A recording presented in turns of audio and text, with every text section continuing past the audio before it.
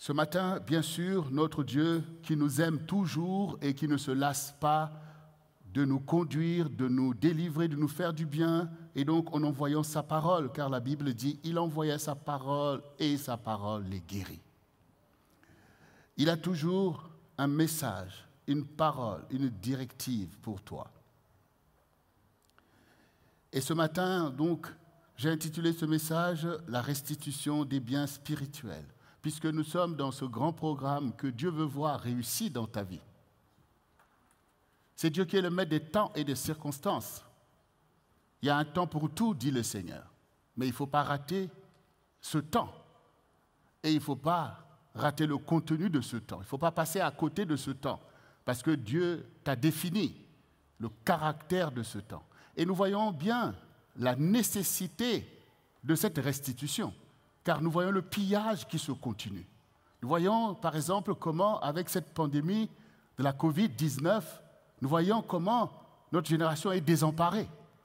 Nous voyons comment les familles sont bouleversées, renversées par la mort. Et nous voyons combien les personnes sont aujourd'hui infectées par cette pandémie et même, après avoir échappé à cela, gardent des séquelles pendant longtemps. Déjà physiquement. Mais psychologiquement et spirituellement, n'en parlons pas. Personne ne peut encore faire la lecture correcte de ce qui se passe maintenant. Mais nous savons que ces conséquences risquent d'être durables. D'abord, des conséquences spirituelles. Mais cela, c'est un vaste processus de déstabilisation, de destruction que le diable emmène dans le monde depuis longtemps. La mort ne frappe pas seulement aujourd'hui, les pandémies, ce n'est pas seulement aujourd'hui. Et dans ta propre vie, dans ta famille. Regarde les pandémies qui sont là depuis longtemps. Regarde les calamités qui gangrènent ta vie depuis longtemps. Donc nous utilisons cette pandémie tout simplement pour prendre un sujet qui est d'actualité, pour mieux te faire comprendre. Mais les calamités dont nous parlons sont là depuis longtemps. La destruction est là. Et le Seigneur qui nous interpelle parfois voit que nous avons du mal à capter la réalité véritablement de la vie pour pouvoir enfin décider pour la sagesse et l'intelligence. Alors, bien-aimés, d'abord nous allons, pour rentrer dans ce message, la restitution des biens spirituels, voir avec David, qui lui-même, le roi David, avait réellement compris, en fait, l'importance des biens spirituels sur les biens matériels. Parce que beaucoup d'entre nous pensent encore que la bénédiction, c'est parce que tu as pu avoir une maison, tu as pu avoir une voiture, parce que tu as un bon salaire, parce que tu as reçu toutes ces choses. Oui, ça fait partie, puisque le Seigneur dit, c'est la bénédiction de l'Éternel qui enrichit. Donc la bénédiction elle-même, elle est spirituelle. Quand vous voyez un arbre qui porte du fruit, vous ne pouvez pas définir cet arbre seulement parce que vous avez mangé le fruit. Vous devez savoir que l'arbre est plus important que le fruit. Parce que le fruit, vous le prenez, vous le mangez. Ça vous rassasie un moment, après vous avez encore faim. Mais si vous avez l'arbre, donc vous pouvez aller cueillir encore des fruits. Donc vous pouvez mettre des fruits dans vos greniers puisque l'arbre est toujours là et qu'il va vous produire le fruit qui vous fait du bien. Mais si vous n'avez que le fruit et que vous n'avez pas l'arbre, donc vous voyez bien. Et nous savons aussi que les biens visibles proviennent des biens, les choses visibles proviennent des choses invisibles. Voilà. Et d'ailleurs, même dans le monde, c'est ce qui fait la différence entre nous, le commun de mortels, et par exemple, les hommes de science, qui arrivent à apporter des solutions parce qu'ils maîtrisent ce que l'on ne voit pas. Vous voyez? Ils maîtrisent ce que l'on ne voit pas. Quand vous voyez de l'eau, vous voyez que bon, c'est de l'eau. Voilà. S'il n'y a pas d'eau, ben, il n'y a pas d'eau. Mais eux, ils savent qu'il y a une formule qui va avec. C'est quoi déjà la formule de l'eau? H2O, mais il faut pouvoir voir c'est quoi le H et le 2O. Mais eux, ils savent, parce que ce sont des atomes, des molécules qu'ils ont découvertes. Donc, ils sont tout à fait capables, en prenant ces choses, de produire de l'eau. Donc, vous voyez la différence entre le fait d'être livré seulement à des choses que l'on voit et l'avantage de savoir d'où viennent les choses que l'on voit. Voilà. Et la parole de Dieu est là toujours pour nous enseigner ces vérités. Pour dire, ne vous laissez pas impressionner par ce que vous voyez. Mais regardez, allez à la source, à la racine, et réalisez qu'est-ce qui est plus important pour toi. Dans l'histoire de David contre Goliath, Saül et son armée, ils se sont laissés impressionner par Goliath. Donc ils étaient là avec leurs armes, ils se disent que mais ça ne peut pas vaincre ce géant. Toi aussi, souvent, tu regardes ce que tu as devant tes problématiques, tu vois que tu ne peux pas opérer. Mais quand David est venu, la réalité est toujours la même.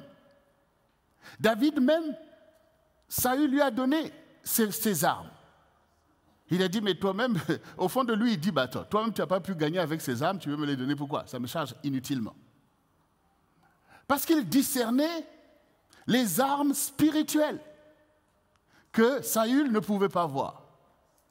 Et David avait déjà découvert que le nom de l'Éternel est une arme redoutable. Vous voyez? Donc, quand il arrive, il dit, c'est pas avec la lance et le javelot que Dieu donne la victoire. Donc, il a réalisé. Et il s'est avancé vers Saül avec ses armes spirituelles que Saül a moquées. Il dit, mais qu'est-ce qu'il va faire avec cette petite fronde? Mais David lui a dit, je vais te couper la tête, tu vas voir comment mes armes spirituelles vont opérer. Et nous connaissons la fin de l'histoire.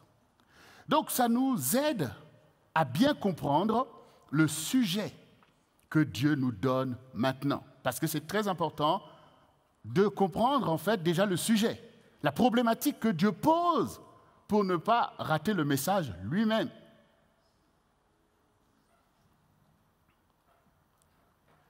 Dans ce monde, nous sommes ça et là, nous sommes ballottés par des réalités, nous courons à gauche, à droite, nous sommes activistes dans beaucoup de choses. Et quand on regarde, le pillage est là. Quand on regarde ce que nous avons, c'est dérisoire en fait. Et pourtant, nous entendons toutes les promesses de Dieu.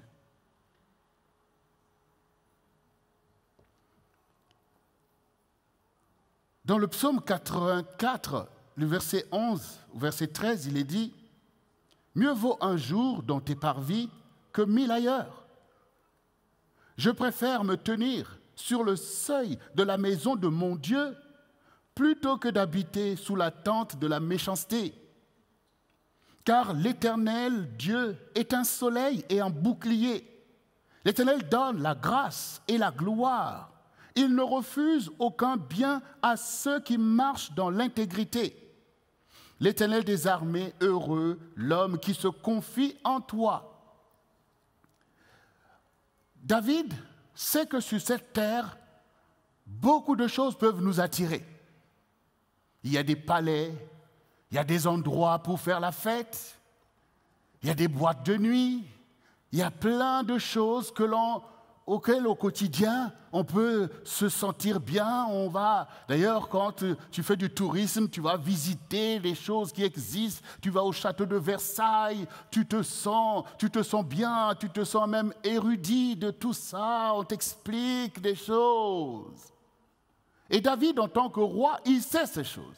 Mais il a fini par arriver à la conclusion que finalement, le meilleur endroit où je préfère être, où mon âme se délecte, c'est dans la maison du Seigneur. C'est dans la maison du Seigneur, c'est-à-dire dans tes parvis. C'est là que je préfère être. Voilà. Il n'a pas dit, je préfère être dans mon palais avec tout ça ou aller voir mes amis rois. Il dit, je préfère un jour dans tes parvis que 1000 ailleurs. Les parvis de Dieu, c'est quoi? C'est là où Dieu rassemble ses saints. C'est là où se réunissent ceux qui marchent pour la gloire de Dieu. Parce que dans ces parvis, c'est là qu'on loue, c'est là qu'on célèbre, c'est là qu'on prie, c'est là qu'on partage la vie de Dieu. Et c'est là que Dieu lui-même règne. C'est là que Dieu règne. Donc David est en train de nous montrer que la présence de Dieu est un bien spirituel irremplaçable sur la terre. Et cette présence de Dieu trouve son paroxysme dans le rassemblement des saints, dans le rassemblement du peuple de Dieu. Bien sûr, tu peux dire, mais oui, à la maison, moi aussi j'ai Dieu. Mais David qui est en train de dire ça, il avait un palais. Et nous savons que Dieu était avec lui.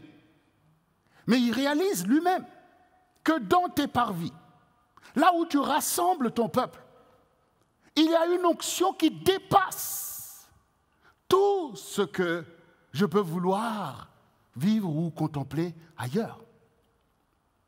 Ça doit être pour toi un vrai enseignement, là, aujourd'hui. Les parvis du Seigneur, le lieu où l'on se rassemble pour la gloire de Dieu. C'est là la source de l'onction. C'est ce que le Seigneur dit.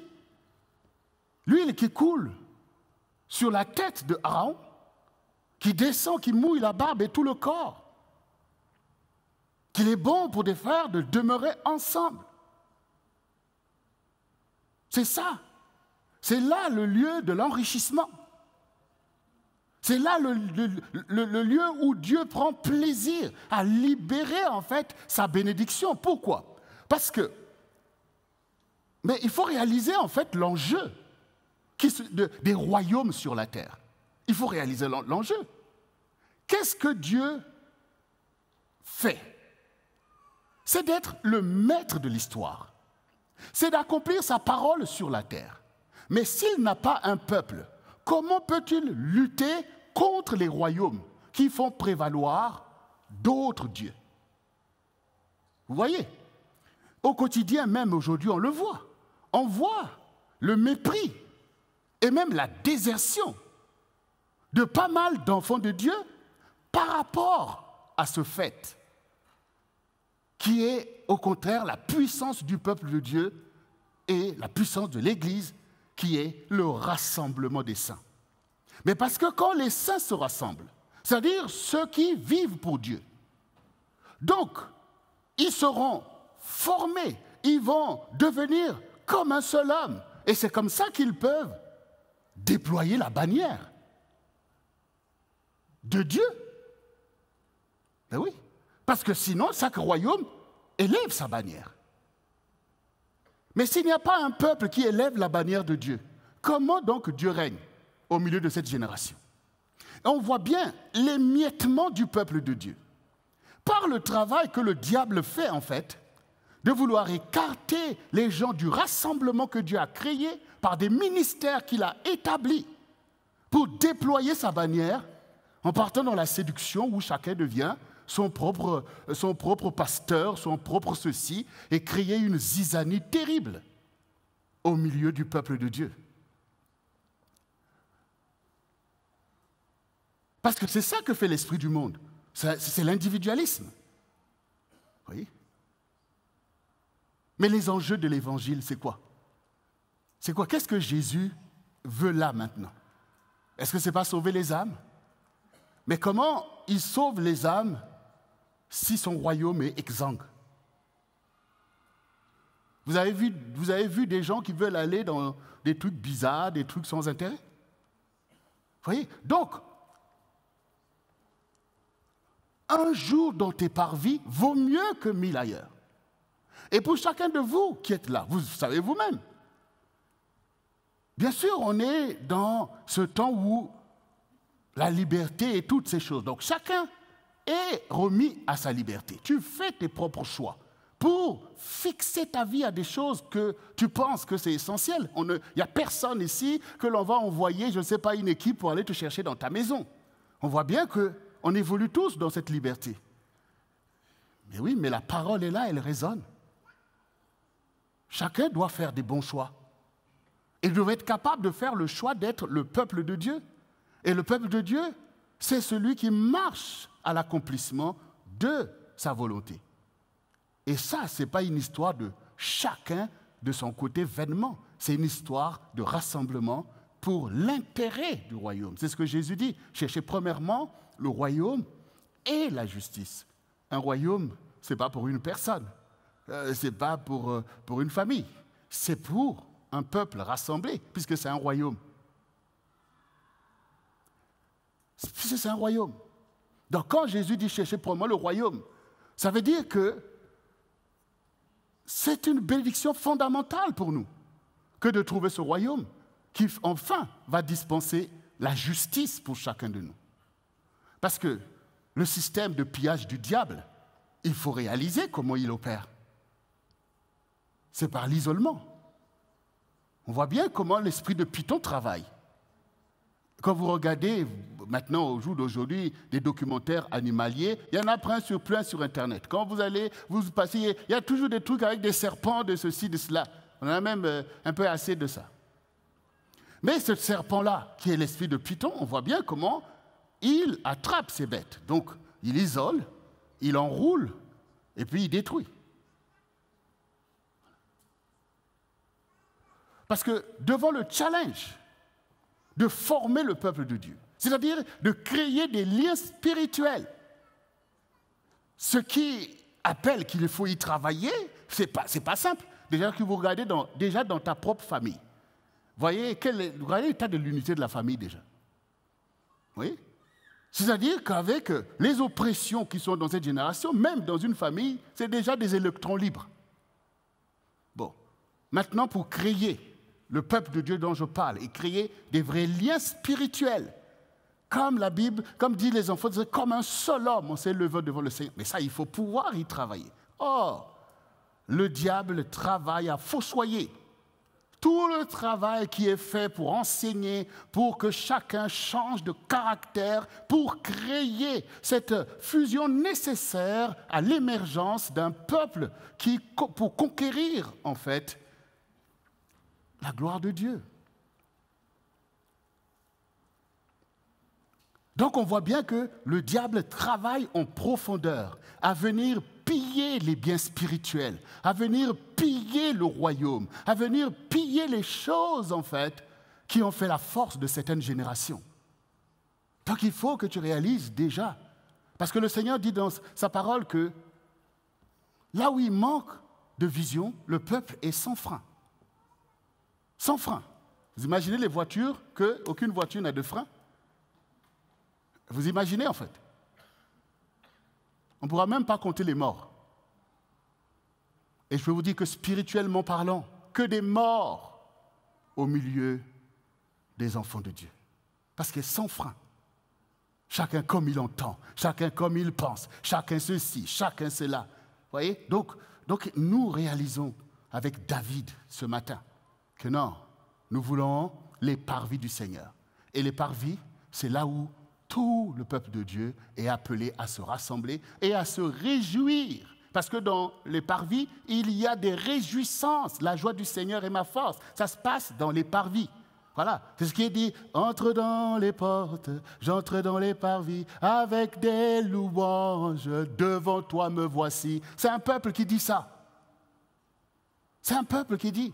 C'est ce que nous avons déclaré depuis ce matin. Nous sommes rentrés dans les parvis du Seigneur avec des louanges. Et nous savons pour nous qui sommes au centre du réveil chrétien, avec les révélations que Dieu nous a données, il nous a aussi donné des mandats. Le peuple que je me suis formé publiera mes louanges. Voilà. Et nous avons besoin de ce rassemblement et de publier les louanges du Seigneur selon la grâce qu'il nous a fait afin que cette louange puisse retentir jusqu'à secouer les voûtes célestes et que Dieu soit obligé de descendre. Non seulement pour nous bénir, mais pour visiter notre génération. Souvenez-vous du temps d'Élie. Les enfants d'Israël avaient perdu, en fait, le royaume en allant adorer du néant. Les Baals avaient du succès à cause en fait, d'un mauvais roi, Akab, et de sa femme Jézabel, qui ont fait monter, en fait, des dieux impurs. Et le peuple s'est laissé corrompre au milieu de ça. Élie se retrouvait, comme il dit lui-même, je suis resté tout seul. Ils ont tué tous les prophètes. Et Élie par-ci, par-là. Mais est-ce que Élie s'est dit tout simplement que non, mais ce peuple-là, tant pis pour eux, hein, ils se sont détournés de Dieu. Bon, j'attends que je meure et puis ça en finit là. Non, Élie s'est dit non, ça ne peut pas être comme ça. Non, ce peuple-là, ça ne peut pas être comme ça. Il faut que Dieu descende. Il faut que Dieu descende. Bon, oui, Dieu veut descendre. Mais il a enseigné comment il peut descendre. Donc Élie a lancé le challenge. Qu'il faut faire éclater la gloire de Dieu. Il faut aller à la confrontation avec ces idolâtres. Ils ont du succès, ils ont de l'argent, ils peuvent corrompre tout le monde. Mais moi, je suis seul. Mais j'ai une richesse qu'eux n'ont pas. Parce que moi, j'ai l'Éternel. Donc on va voir entre ce qu'eux, ils ont et ce que j'ai, qu'est-ce qui va prévaloir? Donc il a rassemblé le peuple qui a oublié les richesses spirituelles, qui a oublié qu'il a le vrai Dieu. Il a rassemblé toutes ces personnes. Il dit, mais maintenant vous suivez des Baals, vous suivez du n'importe quoi, vous êtes sortis des voies de l'Éternel, vous êtes devenus orgueilleux et fanfarons. Bon, maintenant, démontrez-moi, puisque vos prophètes sont là, ils sont plus de 400, ils vont maintenant faire éclater le feu de leur Dieu. Ah, tout le monde s'est dit, ah oui, ça c'est un bon challenge. Voilà, ça c'est un bon challenge. On a bien vu que ce n'est pas parce que quelque chose a du succès dans ce monde que c'est vrai. Puisque les Baals, ils avaient du succès. Maintenant, voyons le fond de ce succès. Voyons la véracité de ces choses. Et pendant toute la matinée, c'est que la vanité qu'ils ont vue. Ce n'est pas parce que les gens font du bruit que vous croyez que ce qu'ils disent, c'est la vérité. Pendant toute la matinée, on n'a pas vu la véracité de ce qu'ils proclament, de ce qu'ils annoncent. Ils se sont même fait du mal eux-mêmes, tellement que tout le monde regardait que bon, voilà. Et vous savez que quand aussi le peuple de Dieu, il est aussi terrible que son propre Dieu. Donc ces prophètes savaient que, comme les enfants d'Israël maintenant, ils sont là, comme ça.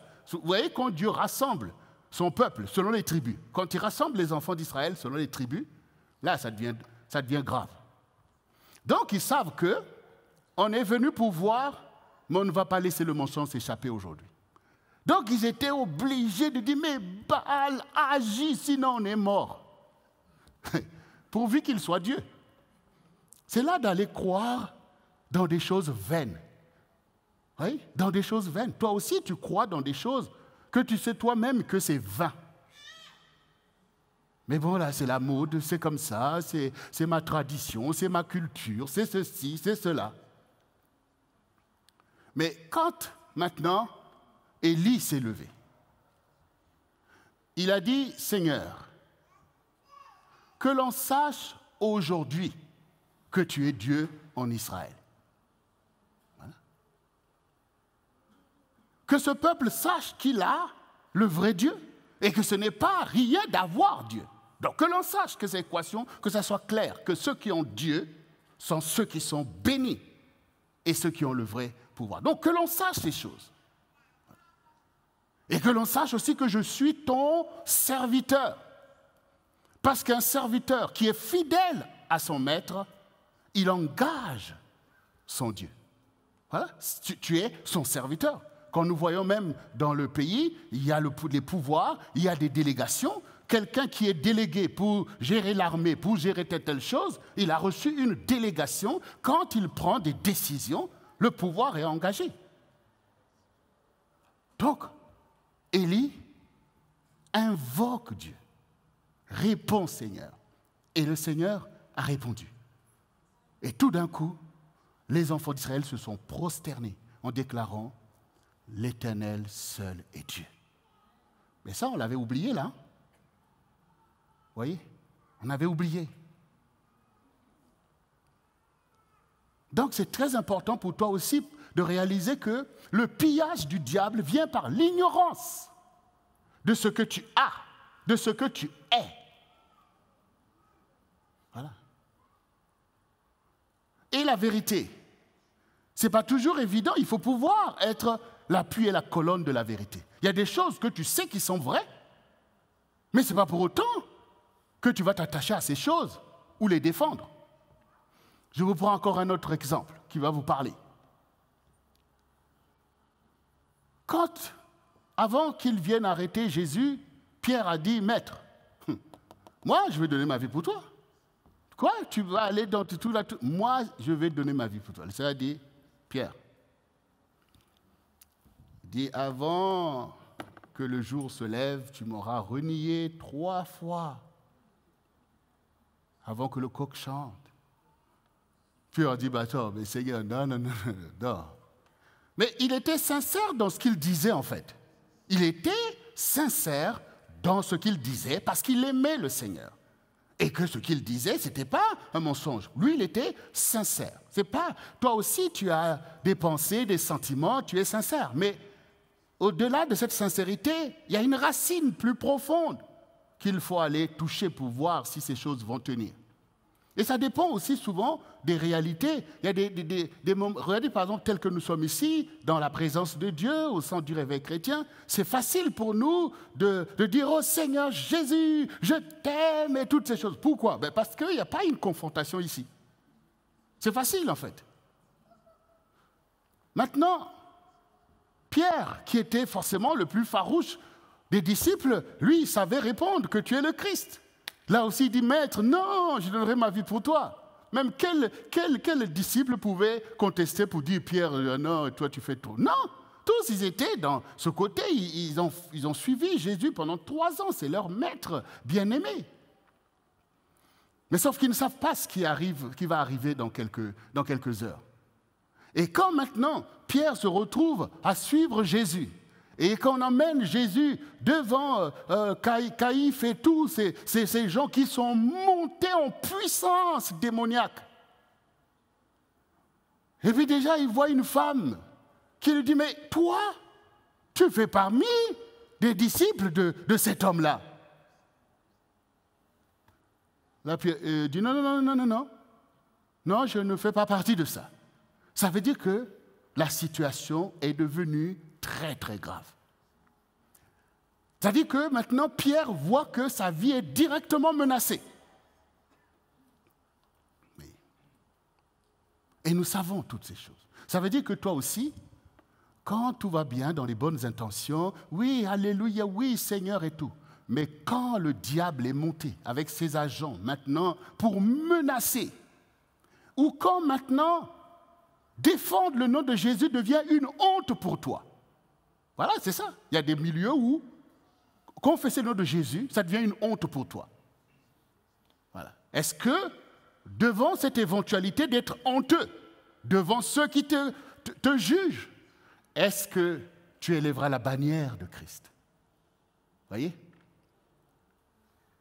C'est pour ça qu'il est dit que l'Église est l'appui et la colonne de la vérité. Ça veut dire que pour être dans la vérité, pour choisir la vérité, il faut avoir une vraie racine spirituelle.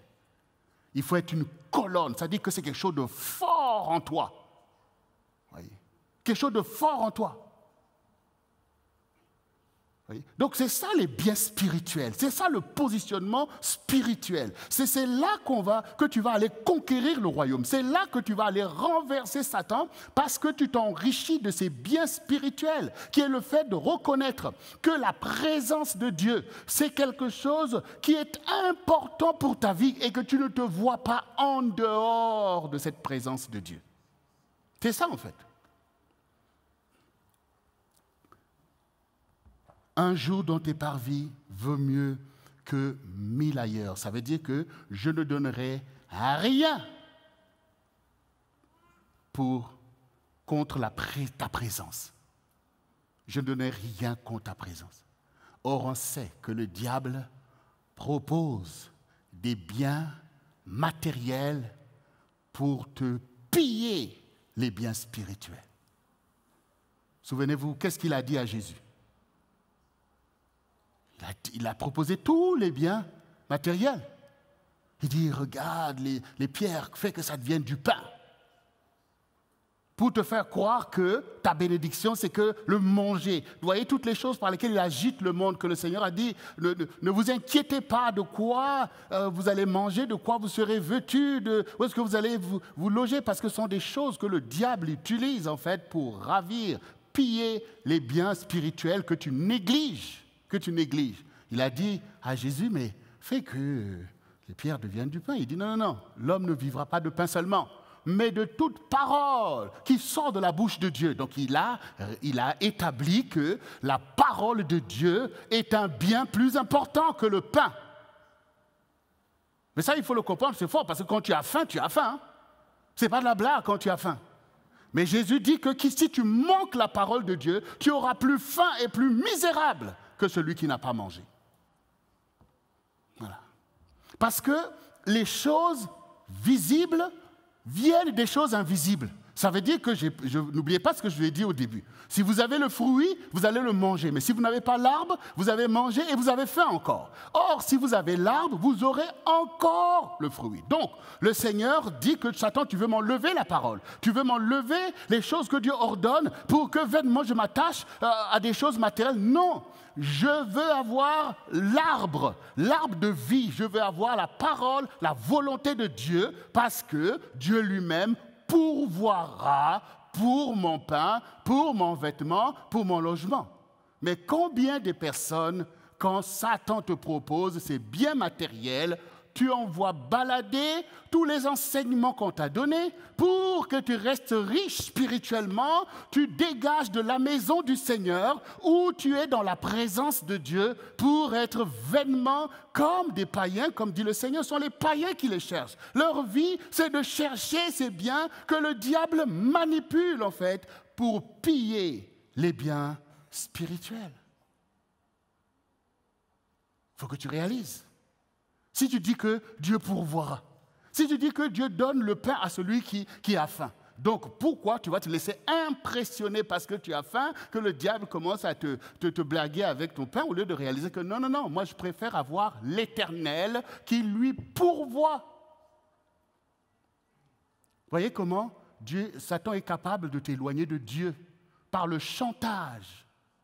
Par le chantage. Pourquoi? Et comprenez bien que le royaume de Dieu, c'est le royaume qui est riche et pourvu en biens spirituels et qui produit les biens matériels. Or, le royaume de Satan est pauvre en biens spirituels parce qu'il n'est pas Dieu, donc il n'a pas ces choses. Donc lui, il met tout son système par le pillage, effectivement, des biens spirituels pour s'accaparer des biens matériels et se faire passer pour un roi. Et il va avoir des adorateurs, puisqu'il sait que par la convoitise et la vanité qu'il introduit dans l'homme, l'homme va se prostituer par ses biens. Vous voyez, de la prostitution, ça veut dire c'est une femme qui va changer ses biens spirituels, ses biens intimes, ses biens intrinsèques par de l'argent. Maintenant, quand il s'agit de la prostituée, tout le monde veut lui jeter la pierre. Mais spirituellement, toi aussi, tu prostitues tes biens spirituels. Il faut aussi réaliser tout ça. Dieu regarde. Pourquoi le Seigneur Jésus a dit aux pharisiens que les prostituées vous précéderont dans le royaume, alors que eux, c'est des croyants, ils sont supposés être riches spirituellement. Mais le Seigneur avait vu que par leur attitude, par leur comportement, en fait, ils étaient pauvres spirituellement. Le diable avait tout pillé, au point où le Seigneur sait que quand les prostituées vont se convertir, ils seront encore plus riches qu'eux. Souvenez-vous l'histoire de Zachée, dont nous avons parlé la dernière fois.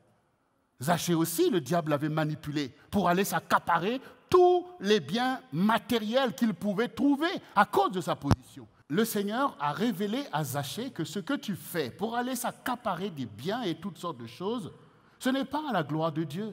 Et ainsi, tu t'es appauvri spirituellement, tu deviens un méchant, tu deviens un brigand, tu deviens loin de Dieu, tu deviens dans ceci. Donc, Zachée a compris l'enseignement que Jésus lui a donné pour réaliser que non, il vaut mieux que je sois riche spirituellement que riche dans ces biens-là accaparés et que je m'éloigne de Dieu. Et nous voyons que Zachée s'est converti. Et donc, au point de restituer à ceux qui l'avaient pillé au centuple, c'est-à-dire qu'il allait chercher des grâces, dont nous avons vu tout à l'heure que Dieu donne des grâces. Donc il est allé chercher même des grâces pour pouvoir montrer que Seigneur, je veux de cette bénédiction. Et souvenez-vous aussi du jeune homme riche. Le jeune homme riche aussi, il a entendu Jésus parler du royaume de Dieu. Et il a dit, mais maître, que dois-je faire pour rentrer dans ce royaume? Et le Seigneur lui a dit, écoute, il faut pratiquer, il faut obéir à la loi. Il dit, mais j'ai fait ces choses depuis mon enfance. Là, on voit bien qu'on peut obéir à la loi et être en même temps avare et pingre et loin de ce que Jésus enseigne. Et Jésus lui a dit, mais il te manque une seule chose, tu as de grands biens, va, vends et donne aux pauvres. Là, il était calé. Il s'est dit, non, garde tes richesses spirituelles, moi je vais garder mes biens matériels. Voyez? Donc on voit bien que c'est très important pour nous de réaliser que le Seigneur est celui dans la présence de qui nous sommes bénis spirituellement. Tous les enseignements de Dieu que tu reçois, ce sont des biens spirituels. C'est avec ça que tu bâtis ta vie, que tu bâtis ta maison, sur la parole de Dieu, sur les choses qui plaisent à Dieu, sur les choses qui sont l'avancement du royaume. Donc tu dois veiller à ces choses. Et donc effectivement, l'enfant prodigue aussi, puisque le Seigneur Jésus nous a donné la parabole de l'enfant prodigue, pour nous montrer que nous aussi on sera pillés à cause de ce que le diable fait dans ce monde pour t'attirer d'aller dans les plaisirs mondains. Donc l'enfant prodigue, alors qu'il ne reprochait rien de valable à son père, mais il ne supportait pas ses valeurs. Il s'est dit, donne-moi ma part des biens. Le fils cadet, donne-moi ma part des biens, afin que j'aille moi-même, en fait, vivre ma vie, gérer mes affaires. Voilà, tu dis que tu as des biens pour moi, mais puis on est là, il faut s'aimer, il faut faire ceci, il faut aimer Dieu. Bon, je ne vois pas encore que je jouis vraiment de ces biens. Alors donne-moi ma part des biens. Et toi aussi, quand tu es dans la maison de Dieu, que le Seigneur te parle de prier, il te parle de pardonner, il te parle de sa gloire, de contempler les choses, tu dis, ouais, j'entends tout ça, mais je ne vois pas, je ne jouis pas encore. Je ne vois pas que vraiment je suis dans l'opulence et dans toutes ces choses. Et la tentation de s'éloigner de Dieu pour aller dans des réseaux bizarres, elle est là pour beaucoup de personnes. Et cet enfant qui s'est éloigné, puisque Dieu est un Dieu de liberté, comme nous avons dit, et l'Église aussi est une Église de liberté. On n'est pas là pour pouvoir aller mettre les gens dans les carcans. La parole de Dieu est enseignée, et le Seigneur nous dit à chacun de nous de choisir. Parce que ce n'est pas en obligeant les gens qu'ils vont arriver effectivement à la connaissance de la vérité ou tout simplement à la perfection de ce qui est la liberté dans le Seigneur. Donc, nous usons de tous les moyens que Dieu donne pour convaincre chacun à pouvoir comprendre la parole de Dieu et adhérer à cette parole. Donc, l'enfant prodigue qui a pris tous ses biens, comme Dieu aussi te laisse libre, il allait dans le monde et il a réalisé à son détriment que le royaume de Satan est un royaume de pillage, en fait. On te propose, soi-disant, des plaisirs, des ceci, soi-disant de la liberté, et au final, tu te retrouves exsangue. Donc, tous les biens matériels, puisque le principe des biens, c'est que on les dépense. Donc, il s'est retrouvé, finalement, pauvre. Il s'est retrouvé sans rien. Parce que n'oubliez pas qu'il a perdu l'arbre. Il a perdu l'arbre. Il a mangé les fruits et il n'a plus rien. Et chacun de nous ici, tu as déjà expérimenté même le fait d'avoir, pendant un moment, eu même beaucoup d'argent. De se dire, mais je suis vraiment béni, il y a tout ça, mon compte, il est vraiment fleurissant, et tout ça. Et puis après, quelques temps après, te retrouver encore au rouge. Donc on voit bien le côté volatile de ces biens matériels. Même l'argent, le Seigneur dit que ça a des ailes, en fait. Ça a des ailes. À un moment, tu cherches, mais où est mon argent? Et l'argent s'est envolé. Comme les billets verts, tu vois, comme des oiseaux. L'argent, c'est des oiseaux. Eh bien, ils sont partis. Et donc, tu te retrouves finalement au milieu de tout ça dans la détresse. Et là, l'enfant prodigue s'est dit non. Ça, là, c'est vraiment mourir au milieu de tout ça, alors que chez mon père, il y a même des mercenaires qui ont des biens en abondance. Là, je reconnais que j'ai péché. Et donc, l'enfant prodigue, finalement, réalise que j'ai péché. contre le ciel et contre mon Père. J'ai péché contre la sagesse. J'ai péché contre les vraies valeurs. Je me suis laissé piller de tous mes biens spirituels. Le premier bien spirituel qu'il avait perdu, c'est quoi? C'est honore ton père et ta mère. Quand il était auprès de son...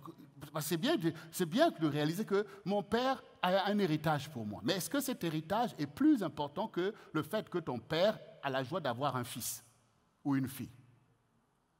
Combien d'enfants aujourd'hui, pour toi, réussir ta vie, c'est d'éloigner de ton père, de ta mère, alors que Dieu dit honore ton père et ta mère? Que c'est une richesse. Et d'ailleurs, même il est dit que quand tu honores ton père et ta mère, tu auras une longue vie. Est-ce que ce n'est pas ce que tu cherches? Mais le diable vient t'instrumentaliser que ton père, mais c'est un sorcier. Ton père, il t'a abandonné. Ton père, il a ceci, cela. Et tu te laisses aveugler par ça en oubliant la parole qui révèle la richesse spirituelle d'honorer ton père et ta mère. Je veux que tu comprennes les choses que Satan pille. Parce qu'il sait que c'est par ça que passe la bénédiction. Mais quand la tête est prise dans les raisonnements, c'est facile en fait de se détourner de ces choses.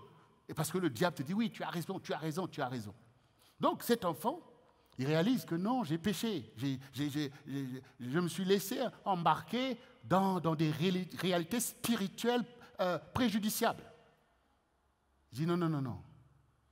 Et je risque de mourir bêtement dans une misère spirituelle. Et tout ça, c'est très dangereux même pour la suite de ta vie dans l'éternité. Il s'est dit non, il faut que je puisse me repentir et changer. Mes amis là, voilà, même mes amis qu'on faisait la fête, il n'y a plus personne qui vient te voir. Voilà. Moi, j'entends souvent même certains chrétiens dire « Oh, moi, je préfère même être avec les païens parce que les chrétiens ceci, les chrétiens cela, les chrétiens ceci, les chrétiens cela. » Tu connais ces gens-là?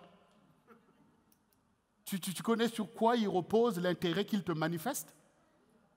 Voilà.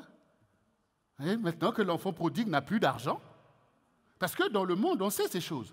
Voilà, dès que tu montres aux gens que toi aussi tu es de telle classe, toi aussi tu as des biens, tu es bienvenu, puisque c'est le club. Mais quand maintenant le diable t'aura pillé tout ça, tu verras toi-même qu'ils n'ont jamais porté un vrai intérêt sur toi. Mais oui, l'enfant prodigue, après avoir fait la fête avec tout le monde, se retrouve finalement à ne rien avoir à manger. C'était la mort qui l'attendait. Mais heureusement, et ça c'est ce à quoi le Seigneur t'invite, que toi aussi tu vas commettre ce genre de travers. Mais fais comme l'enfant prodigue, ne péris pas au milieu de cette pauvreté spirituelle qui risque de compromettre même ton éternité. Donc l'enfant s'est dit non, je vais repartir, demander pardon. Parce que c'est ce qu'on fait quand on a péché. Et le Seigneur dit, celui qui reconnaît ses fautes et les délaisse obtient miséricorde. La miséricorde sert à nous bénir. Mais pourvu que tu ne sois pas enfermé dans l'orgueil, parce que combien d'enfants prodigues orgueilleux périssent au milieu des pourceaux? Parce que non, alors repartir, demander pardon, ah non, ah non. Des fois, vous ne voyez pas que les gens orgueilleux, c'est terrible quand même. Hein? C'est terrible. C'est comme des personnes suicidaires. C'est-à-dire, je préfère périr, je vois que c'est le diable qui m'a manipulé, qui me piétine, je vois que c'est un esprit de python qui m'a enveloppé, mais je préfère périr là que d'aller demander pardon. Déjà, s'il fait les efforts, je dis, bon, je demande quand même pardon à Dieu. Donc, Seigneur, je te demande pardon. Mais Dieu va te dire que non, non, demandez-vous pardon les uns les autres. Ah, là, ça devient chaud. Là, ça devient chaud, même pour revenir dans les parvis du Seigneur. Alors, qu'est-ce qu'on va penser? Quand ils vont me voir, qu'est-ce qu'ils vont me dire? Qu'est-ce qu'ils vont faire?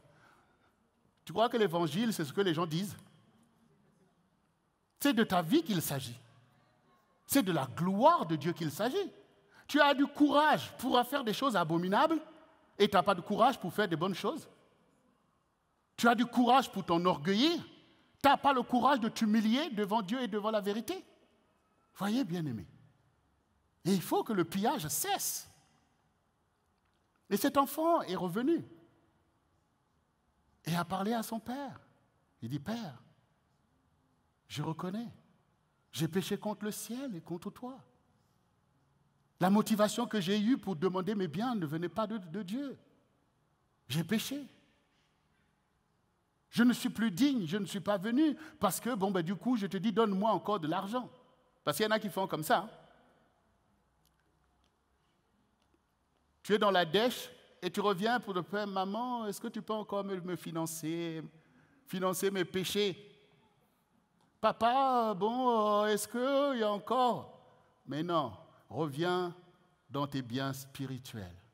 Reviens d'où tu es parti. Reviens dans la présence de ton Dieu. Et cet enfant est revenu en disant, je ne suis plus digne, je sais que j'ai brûlé les cartes, mais vraiment, je veux tout simplement que tu m'accueilles même comme un de tes serviteurs.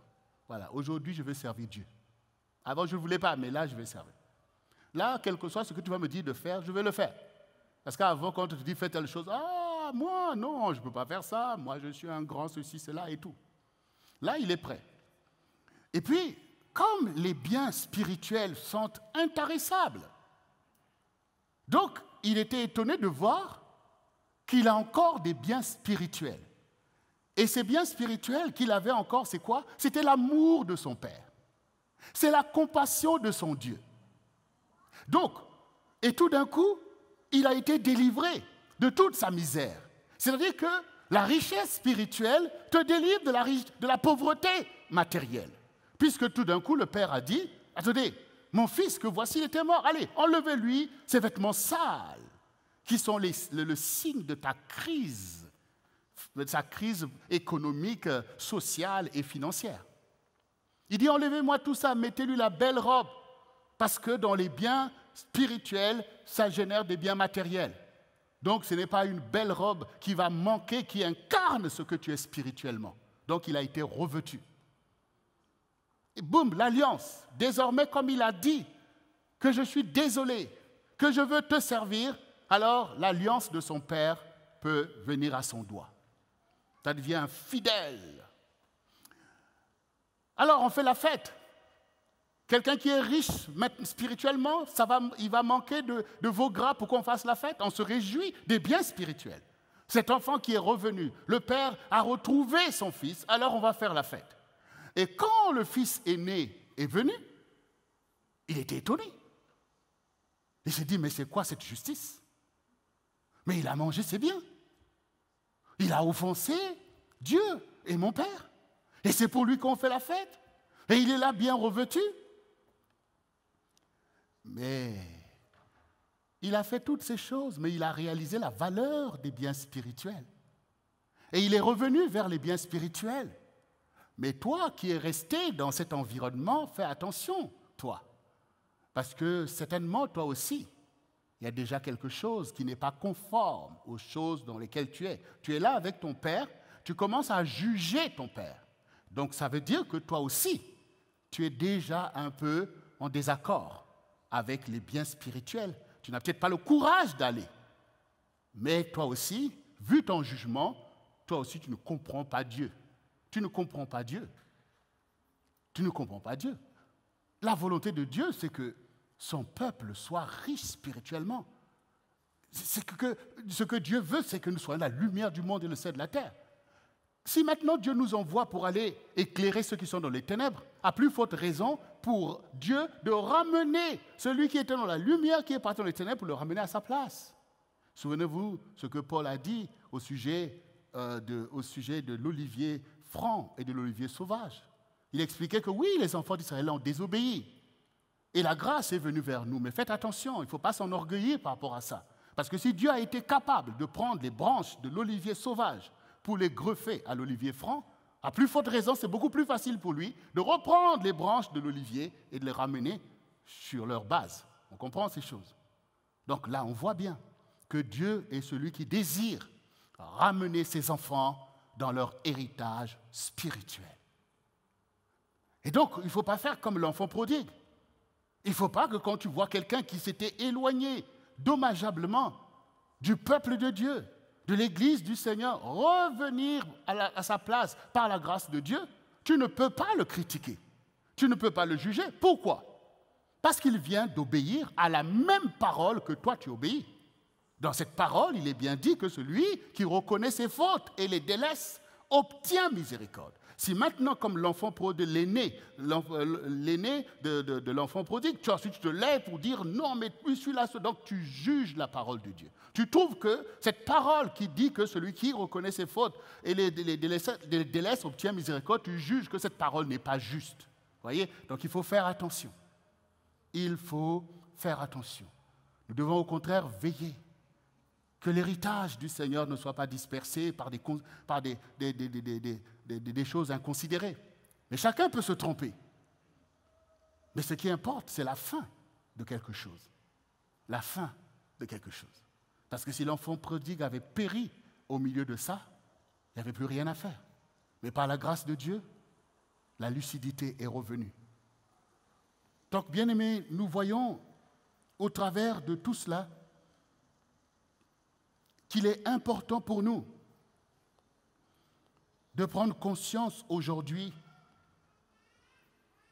de notre héritage spirituel, de nos biens spirituels que nous devons affectionner et qu'il faut rechercher. Tu dois t'enrichir de toutes ces choses en sachant que, comme a dit le Seigneur, cherchez premièrement le royaume et la justice de Dieu et tout le reste vous sera donné. Dieu sait que tu as besoin des biens matériels. Donc tu n'as pas à mettre en dévolu pour aller te battre jusqu'à perdre ton âme pour des choses que Dieu a prévu de te donner. C'est là le piège du diable. C'est là vraiment sa manipulation. C'est de te faire croire que tu vois, si tu as ça, c'est parce que tu t'es donné à fond, c'est parce que ceci, c'est parce que c'est cela. Et en te faisant ignorer que déjà, pour aller travailler, il faut déjà que Dieu te donne la santé déjà.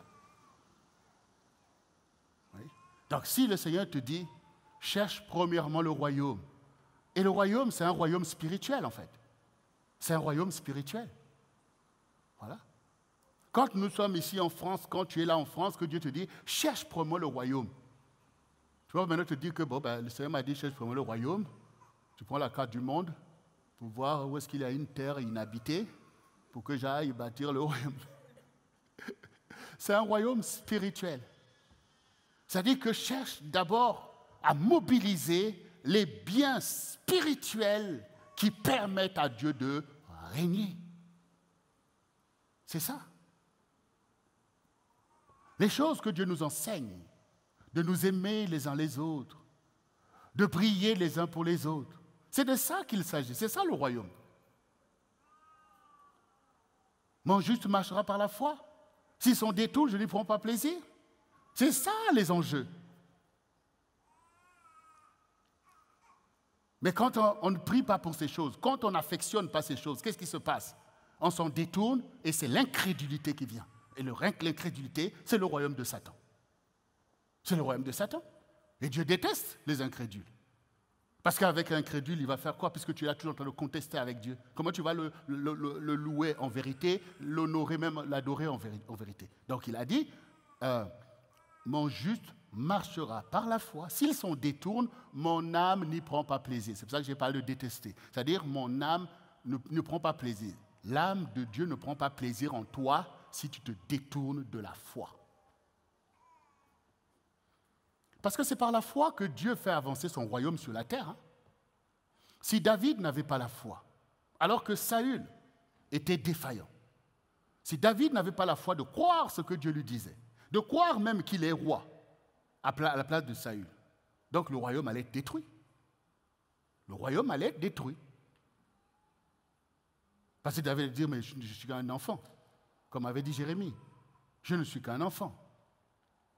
Mais Dieu suscite la foi. Et avec cette foi, il te donnera de conquérir le royaume. Donc si tu perds tes biens spirituels comme la foi, c'est bien de dire Dieu a prévu, car je connais les projets que j'ai formés sur vous. C'est bien de répéter cette parole. Mais les projets que Dieu a formés sur toi, il faut la foi pour les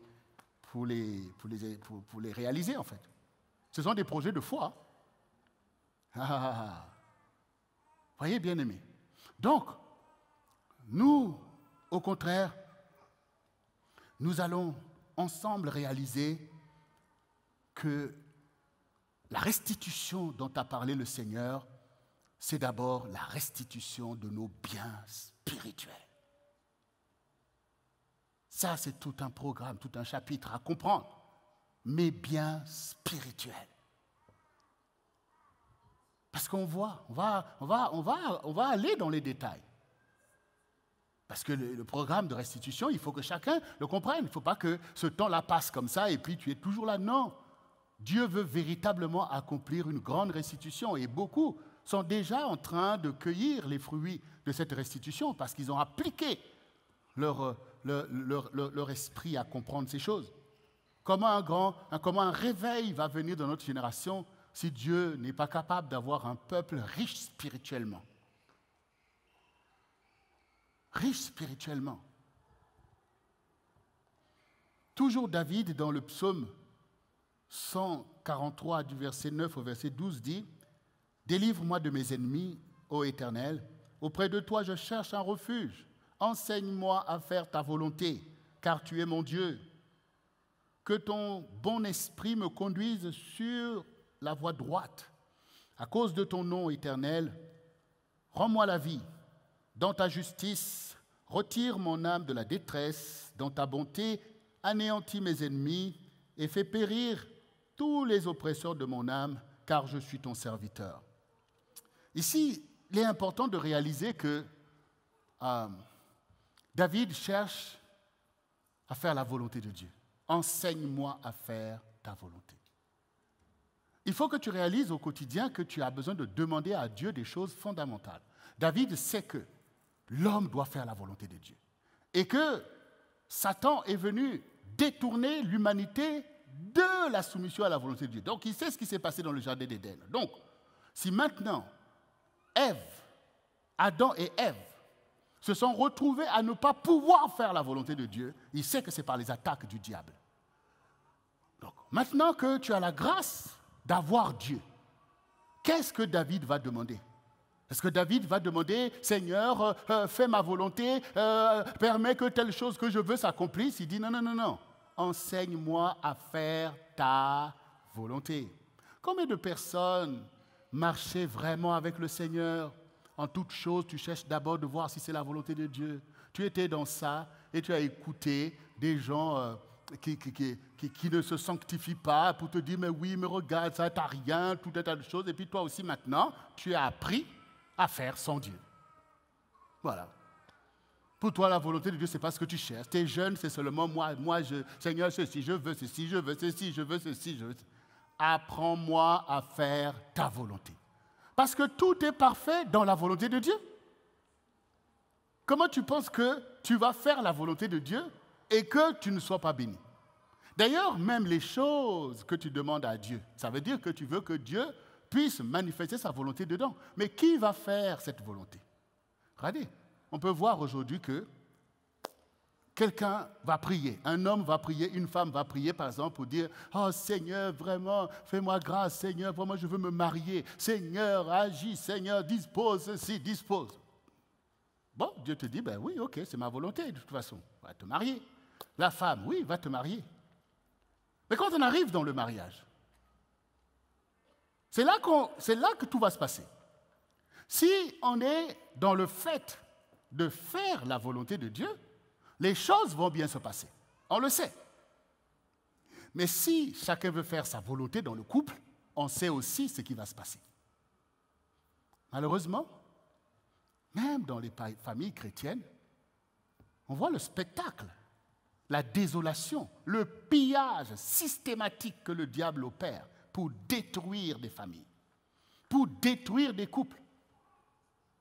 Mais si maintenant tu pries le Seigneur pour qu'il t'apprenne à faire sa volonté, tu comprendras que le mariage, c'est la volonté de Dieu. Et apprendre, ça veut dire se soumettre en fait. C'est ça, apprendre à faire la volonté de Dieu. C'est se soumettre à des choses qui sont la volonté de Dieu lui-même, à se soumettre à cette justice. C'est ça qui va nous emmener au succès, puisque ce sont des projets de Dieu. Vous pensez que Dieu va faire un projet qui soit conforme et qui soit contraire à sa propre volonté, qui n'aboutisse pas à la gloire de Dieu dont nous avons parlé dimanche dernier? Donc, on gagne quoi, nous-mêmes, à être comme des païens dans nos couples et dans nos maisons? On gagne quoi à se réjouir des idéologies qui sont dans le monde? Tout à l'heure, on a parlé, c'est la semaine des femmes, non? Donc on va prier pour les sœurs. Mais quand nous prions pour les sœurs, nous demandons quoi? Nous demandons que les sœurs soient quoi? Soient rebelles à leur mari. Donc nous allons demander que les sœurs soient soumises à leur mari, comme dit la parole. Mais combien de sœurs veulent ça? Il y en a des sœurs, s'ils viennent t'entendre en train de prier pour qu'elles soient soumises et que tu cites son nom, tu vas avoir des problèmes. Parce que malheureusement, ce n'est pas le désir de beaucoup. Parce que beaucoup ne comprennent pas cette parole, en fait.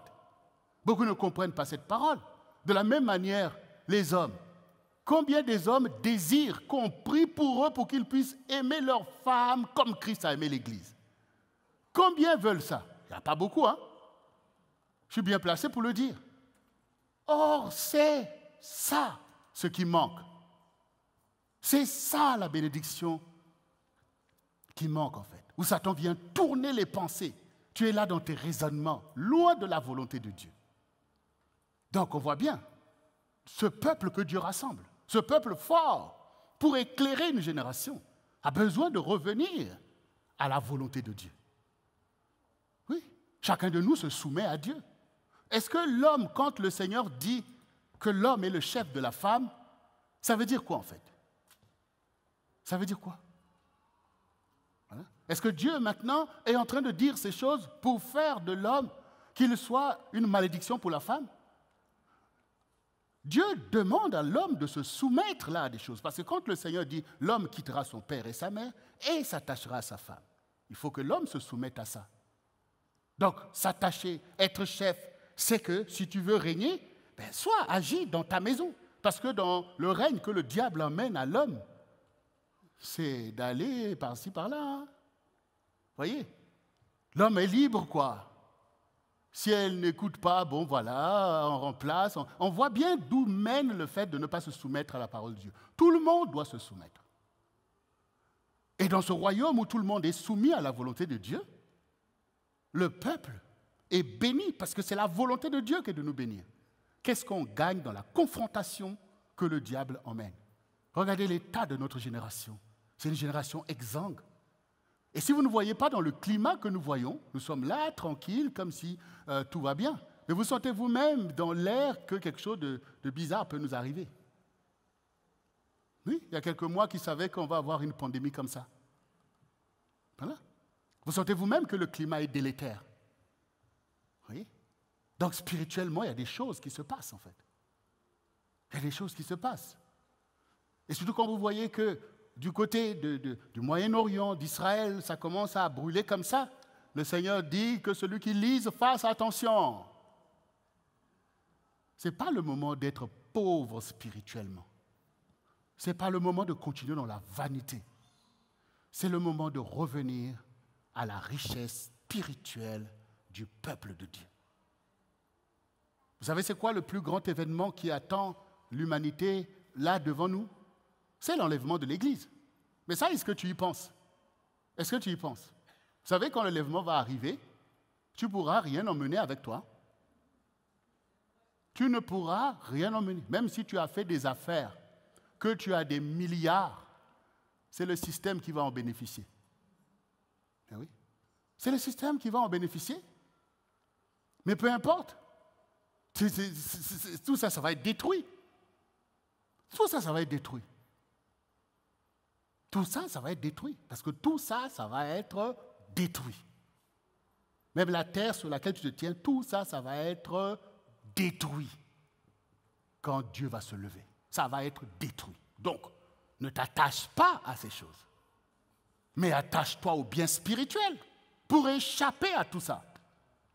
Vous voyez? Donc, il faut au quotidien méditer, ne pas être esclave du système de mammon, du chantage du diable. Dès que tu n'as rien, boum, ça devient... Dès que tu as toutes ces choses, allez, tu planes, tout ça. Non, bien-aimé. Non, bien-aimé. Non, réjouis-toi en l'Éternel. Réjouis-toi en l'Éternel. Et commençons à réaliser ce que nous sommes devant Dieu. Le regard de Dieu, la vision de Dieu pour son peuple, c'est quand nous commençons à nous réjouir de ce que nous sommes, de ta famille, de ton couple, du peuple de Dieu, des choses, de nos ministères, de toutes ces choses. c'est là que le Seigneur voit, ah, voici ce peuple qui est comme moi. Parce que c'est pour ça que regardez vous-même, quand le Seigneur dit aux enfants d'Israël, par rapport aux offrandes, aux holocaustes et toutes ces choses dans le livre de Malachie, le Seigneur dit, mais oui, mais est-ce que moi je mange la chair des viandes? Et pourtant, c'est Dieu qui demande de sacrifier. Donc quand on emmène, on sacrifie à Dieu. Et on finit par penser que, mais Seigneur, tu devais être satisfait. Alors regarde, je te sacrifie tout ça. Mais le Seigneur dit, mais comprenez le sens de ce que vous faites. Est-ce que moi je mange la chair des animaux? Si je voulais manger, j'allais vous demander, puisque les bêtes des champs m'appartiennent. Mais je vous demande de comprendre, parce que derrière tout ça, c'est de se soumettre à Dieu. C'est de réaliser que tous les biens qui existent, tout ça, ça appartient au Seigneur. Ce sont des choses que Dieu nous enseigne au travers de la vie spirituelle, en fait. Donc il ne faut pas croire que parce que j'ai fait ça pour Dieu, j'ai prié et tout, si tu ne comprends pas les lois du royaume, si tu ne comprends pas le secret des vérités spirituelles, mais tu es déstabilisé. Tu es déstabilisé. L'histoire d'Israël nous enseigne qu'on peut avoir le vrai Dieu, recevoir les meilleures bénédictions du monde et vivre une histoire tumultueuse. Alors, bien-aimé, tu as été béni richement par Dieu en connaissant le Seigneur Jésus-Christ. Et le Seigneur Jésus a ordonné de grandes bénédictions à l'Église. Il nous a donné la bénédiction d'Abraham. Ça veut dire que par cette bénédiction, chacun de nous doit devenir ami de Dieu. Et Abraham a été éprouvé jusqu'à dans le sens de que sacrifie-moi ton fils, là, celui que tu aimes. Et Abraham n'a pas hésité. Donc, pour toujours montrer que ton Dieu est au-dessus de tout et tu dois l'aimer de tout ton cœur, de toute ton âme, de toute ta pensée, de toute ta force. Parce que c'est ta source. Il n'y a pas de succès sans secret, comme je le dis souvent. David, son secret, c'était l'Éternel, c'était le nom de l'Éternel. Il est temps que tu puisses véritablement communier avec ton secret. Il s'appelle Jésus-Christ, qui te bénit de toutes les bénédictions spirituelles et qui te rend riche et fort au milieu de ta génération. C'est peu que Dieu puisse te bénir de ces biens que tu as besoin au quotidien, toi et ta maison, et même avec le peuple de Dieu. Mais si nous sommes pauvres spirituellement, et surtout si nous accumulons des bévues spirituelles dans notre façon de marcher, si Satan peut venir t'instrumentaliser pour te piller, alors tu ne pourras rien faire pour le royaume. Mais si tu prends conscience, si tu t'établis, comme nous voyons dans Ésaïe 54, nous allons terminer en lisant cela, pour que tu réalises que Dieu est capable de te restituer ces biens spirituels que tu perds dans ta façon de marcher. Et même, pas seulement toi, mais tes parents avant toi et des générations. Ésaïe 54, du verset 11 au verset 17. Malheureuse, battue de la tempête, que nul ne console. Voici, je garnirai tes pierres d'antimoine et je te donnerai des fondements de saphir. Je ferai tes créneaux de rubis, tes portes d'escarboucles et toute ton enceinte de pierres précieuses. Tous tes fils seront disciples de l'Éternel et grande sera la postérité de tes fils. Tu seras affermi par la justice. Bannis l'inquiétude, car tu n'as rien à craindre, et la frayeur, car elle n'approchera pas de toi. Si l'on forme des complots, cela ne viendra pas de moi. Quiconque se liguera contre toi tombera sous ton pouvoir. Voici, j'ai créé l'ouvrier qui souffle le chardon au feu et qui fabrique une arme par son travail. Mais j'ai créé aussi le destructeur pour la briser. Toute arme forgée contre toi sera sans effet, et toute langue qui se lèvera en justice contre toi, tu la condamneras. Tel est l'héritage des serviteurs de l'Éternel, tel est le salut qui leur viendra de moi, dit l'Éternel. Le Seigneur veut te restaurer sur le fondement de la vraie bénédiction. Il veut te donner ce fondement de saphir, c'est-à-dire les fondements de sa parole, de sa justice. Par les enseignements que tu reçois, qui te donnent de bâtir ta maison spirituelle sur ce fondement de saphir, ce fondement inébranlable de la connaissance de Dieu et de la crainte de Dieu. Afin que tu sois affermi par la justice de Dieu. Afin que tes enfants soient des serviteurs du Tout-Puissant. Afin que de génération en génération, que ton alliance avec Dieu perdure. Oui, il y aura des complots contre toi. Mais le Seigneur te dit, si un artisan est capable de former une arme pour venir contre toi, mais j'ai aussi créé le destructeur pour la briser. Et nous avons parlé de David, qui n'a pas craint la lance et le javelot que Goliath a brandi. Parce que le destructeur de l'Éternel est venu briser toutes ces choses. Sois fort spirituellement. Sois riche spirituellement. Sois zélé pour les biens spirituels, plus que pour les biens matériels. Si tu ne connais pas le secret d'une chose, tu ne peux pas détenir cette chose à perpétuité. Mais si tu sais que les biens matériels proviennent des biens spirituels, alors tu vas te battre pour aller chercher les biens spirituels qui vont générer ces biens-là, au lieu vainement de t'attacher à des choses qui vont périr ou qui vont passer. Tout passe, mais ma parole demeure, dit le Seigneur. Et nous sommes le peuple de Dieu. Cela veut dire que la richesse spirituelle de chacun de nous doit s'additionner pour devenir la richesse du peuple de Dieu que nous représentons pour les choses auxquelles nous sommes appelés au milieu de cette génération. Les âmes ne vont pas être sauvées toutes seules, sans qu'il y ait un peuple qui y travaille.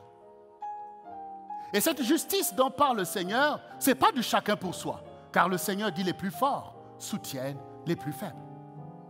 Il ne s'agit pas de penser maintenant que, oui, parce que tu as la force d'aller chercher ces biens spirituels, et puis les autres, tant pis pour eux. Non, nous sommes le peuple de Dieu. Et dans le peuple de Dieu, il y a des anciens, il y en a qui sont forts, et il y a des enfants, il y en a qui sont en difficulté, il y en a qui sont handicapés, il y en a qui sont ceci, cela. Et le peuple de Dieu, par son unité, par sa clairvoyance, doit pourvoir à la justice de Dieu. Mais prends ta part. Prends ta part, lève-toi toi aussi dans cette révélation, puisque nous avons la grâce d'avoir une vision à accomplir. Nous ne sommes pas sans frein, puisque nous avons une vision qui nous enseigne des choses. Et une vision aussi pour la bénédiction de notre génération. Si nous sommes bénis, c'est que nous sommes une source de bénédiction pour notre génération. Nous ne méprisons pas ceux qui ne connaissent pas Dieu. Parce que hier, nous aussi, nous ne connaissions pas Dieu. Et d'autres ont travaillé pour que nous soyons là. Et nous, nous allons travailler pour que d'autres y soient, en aussi grand nombre que Dieu a préparé pour notre travail. C'est quand nous sommes riches spirituellement qu'on peut se comprendre. C'est quand nous sommes riches spirituellement qu'on peut poursuivre les voies droites. C'est quand nous sommes riches spirituellement que nous pouvons évangéliser. C'est quand nous sommes riches spirituellement que nous pouvons comprendre quel est l'héritage du peuple de Dieu. Quand les enfants d'Israël étaient unis en tant que 12 tribus, ils devenaient un peuple redoutable que personne ne peut vaincre. Mais dans le chaos, parfois, des choix bizarres loin de Dieu, les tribus se sont dispersées, certaines tribus ont été perdues. Et jusqu'à aujourd'hui, nous voyons qu'Israël se bat pour son identité. C'est difficile. Nous sommes l'Église du Seigneur qui accomplit les temps de la fin. La gloire de Dieu doit éclater au milieu de l'Église parce que nous avons été enrichis par le sacrifice de Jésus-Christ que chacun doit respecter. S'il a vaincu Satan, ce n'est pas pour que Satan vienne te manipuler à cause des mêmes mensonges, c'est-à-dire la convoitise de la chair, la convoitise des yeux et l'orgueil de la vie. À quoi ça sert de gagner le monde si tu perds ton âme? Veille à ton âme. Veille à ton âme, car le monde est un monde de corruption, un monde de destruction. Nous voyons beaucoup de nos bien-aimés, même aux États-Unis, qui ont quitté l'Église du Seigneur et qui ont cru pouvoir réussir dans le monde. Et devant nous, beaucoup ont péri misérablement parce qu'on n'a pas pu rattraper. Nous restons marqués par la mort des personnes comme Whitney Houston. Mais il y en a beaucoup comme ça. Respecte la maison de Dieu. Respecte le rassemblement des saints. Respecte le peuple de Dieu. Respecte les enseignements des serviteurs de Dieu. Respecte les prières des intercesseurs que Dieu a mis sur la muraille pour toi et ta famille. Respecte l'ordonnancement du royaume de Dieu et fais ta part avec reconnaissance et action de grâce. Et sois un pilier pour le peuple de Dieu. Et surtout, marche selon Dieu. Dieu prendra plaisir. Il te bénira toi et ta maison. Et il fera de toi une source de bénédiction pour beaucoup de personnes autour de toi. Alors Seigneur, nous voici, nous ton peuple. Que cette parole que tu as entendue puisse te challenger vraiment. Il faut changer. Et parfois, il faut se retourner véritablement sur toi-même pour dire, j'ai compris, voilà, je reviens à telle chose. Soyons simples. Laissons Dieu emmener les choses, mais nous obéissons, servons Dieu les uns envers les autres. Faisons-nous bon accueil. Accueillons les enfants de Dieu qui reviennent au milieu de son peuple, mais surtout les âmes. Que les âmes ne périssent pas, alors que nous sommes là avec des biens spirituels que Jésus nous a donnés pour eux. L'effort que tu fais pour obéir à Dieu bénira beaucoup autour de toi. Alors, bien-aimés, avec Dieu, nous ferons des exploits. Et nous avons besoin de faire des exploits en tant que peuple de Dieu, ici en France et partout où Dieu nous envoie. Et si nous connaissons le Seigneur, alors nous pouvons faire alliance pour dire que la France ne va pas périr parce que nous sommes là. Ah oui, oui, oui. Nous n'avons pas fini avec ce message. Nous y reviendrons sur d'autres détails qui vont ouvrir votre yeux sur des choses que vous négligez. Il y a un lieu pour la bénédiction. Peu importe là où Dieu t'a placé, c'est là que tu dois briller. Parce que les gens qui t'entourent, Dieu les aime. Et l'amour qu'ils te portent n'est pas différent de celui qui leur porte. Mais si tu es un serviteur de Dieu, une servante de Dieu, démontre-le en servant fidèlement le Seigneur auprès de son peuple et auprès des âmes pour lesquelles il t'a oint. Alors, bien-aimés, que nous soyons tout simplement tous dans l'attitude de cet enfant prodigue qui est revenu. Parce que même l'aîné, on voit que lui aussi, il était loin de son père. Alors toi aussi, peut-être que tu n'es pas allé expérimenter les choses mondaines. Mais toi aussi, tu as des choses à te repentir. Et toi qui viens peut-être ici sur la plante des pieds pour dire, bon, je veux quand même aller parce que ton cœur est toujours dans le monde. Repens-toi. Repens-toi. Sache que tu as un Dieu. Et que Dieu veut notre bonheur plus que nous-mêmes. Le diable, il propose, il n'y a rien de comparable avec le bonheur que Dieu te donne, avec celui que le monde veut te donner, avec des drogues, avec tout ça, tu appelles ça, c'est de la jouissance que le diable donne, la jouissance du péché, avec toutes les abominations qui vont avec et des meurtres. Mais le Seigneur te donne un vrai bonheur où ton âme est en paix. Tu n'es pas un piège pour ton frère, pour qui que ce soit. Ton âme jouit de la présence de Dieu. Et tu ne manqueras rien, puisque le Seigneur dit, le juste ne mendira pas son pain. Donc tu ne manqueras pas des choses.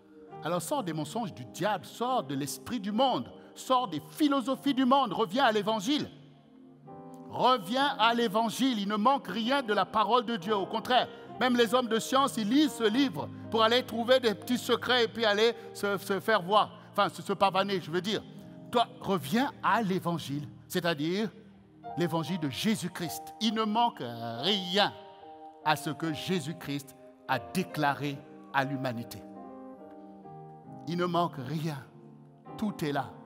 Et surtout, le Seigneur a envoyé le Saint-Esprit pour nous conduire jusqu'à la fin du monde, dans la lumière, dans la vérité et dans la gloire de Dieu. Alors, bien-aimé, si tu veux bien te mettre debout devant le Seigneur, nous allons prier. Nous allons prier. Et le Seigneur va encore conférer ses biens spirituels à ses enfants. Il va te ramener sur le fondement d'où tu as été déstabilisé. Il va renforcer ce que tu as commencé à bâtir. Et dans cette action, sa parole est une parole de guérison. Satan est déjà renversé. Toutes ces idéologies sont déjà dispersées comme la balle dans l'air. Parce que le Seigneur commence à sanctifier tes pensées. Il commence à visiter jusque ton imaginaire pour aller consumer les semences de la perdition. Et l'Esprit de Dieu est là pour pouvoir remettre ce fondement afin que je ne sois plus malheureux ou malheureuse. Le Seigneur est là. Ne t'inquiète pas, mais réjouis-toi. Parce que tu es venu en sa présence afin que le Seigneur puisse te conduire dans un temps de restitution.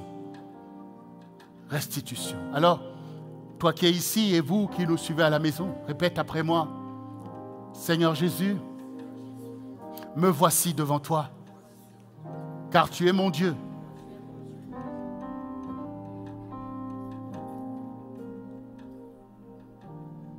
Un jour dans tes parvis vaut mieux que 1000 ailleurs. Apprends-moi à faire ta volonté, car ta parole est la vérité. Elle est parfaite pour mon bonheur. Je renonce à Satan et à ses idéologies de mensonge, ces idéologies de pillage. Aujourd'hui, Seigneur, je reviens vers mes biens spirituels que j'avais perdus. Je m'étais éloigné comme l'enfant prodigue, où je suis resté dans la maison, mais avec la mentalité du fils aîné de l'enfant prodigue, avec le fils aîné, qui ne s'était pas éloigné, mais qui ne comprenait pas l'état d'esprit de son père.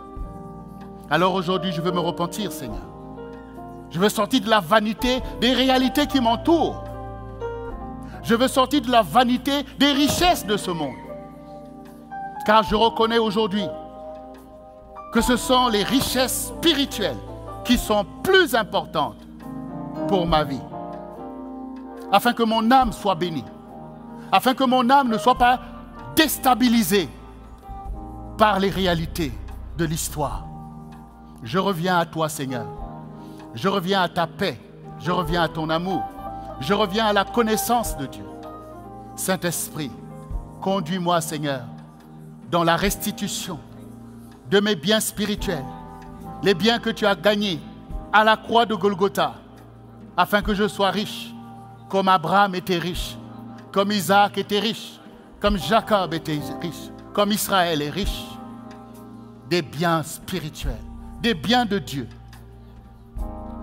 Parce que je sais que tu sais ce dont j'ai besoin. Mais aujourd'hui, je me lève pour le royaume et la justice de Dieu. Et je sais que tu me donneras toutes choses pour mon bonheur et le bonheur de ma maison. Et que tu accompliras pour le bonheur de ton peuple une grande restitution au milieu de l'Église, au milieu du sang du réveil chrétien. Merci Seigneur. Merci pour ta parole qui me bénit et qui multiplie les grâces et les bénédictions dans ma vie. Reçois la gloire, reçois l'honneur qui t'est dû, Seigneur, car je suis ton adorateur. Je suis ton élu, pour que ma génération ne soit pas dans les ténèbres, mais qu'ils connaissent que tu es le seul vrai Dieu, Jésus-Christ, Seigneur des seigneurs et Roi des rois. Saint-Esprit, viens, Seigneur.